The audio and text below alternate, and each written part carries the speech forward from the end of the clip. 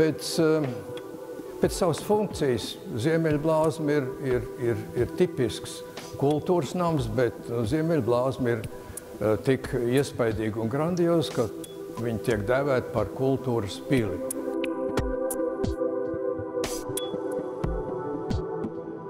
Restaurācija pēc savas būtības jau ir maksimāli saglabāt to, kas kādreiz jau ir radīts.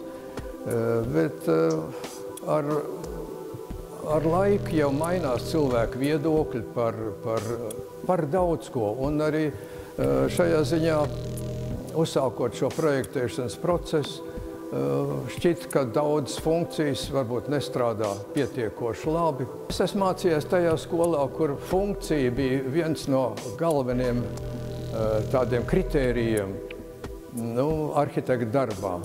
Un arī šeit es šo funkciju uzskatīju kā primāro.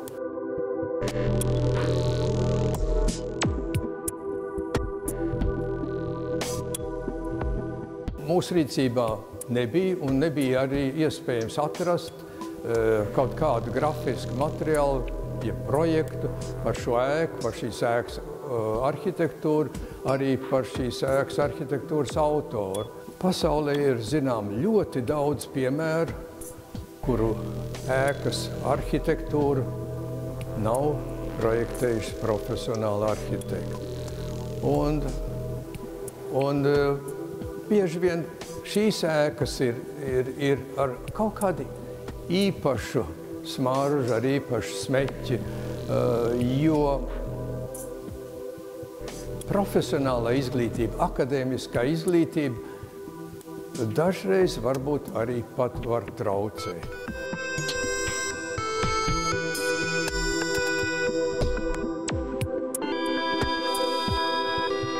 Cik es esmu iepazinies ar Augusta Dombrovska biogrāfiju, man šķiet, ka viņš bija ļoti progresīvs cilvēks, ļoti aktīvs, darbīgs, es pieļauju arī savādnieks, un līdz ar to man šķiet, ka viss tas, kas ir nedaudz mainīts šajā rekonstrukcijas, restaurācijas procesā, es domāju, ka viņš atzinīgi to novērtēt.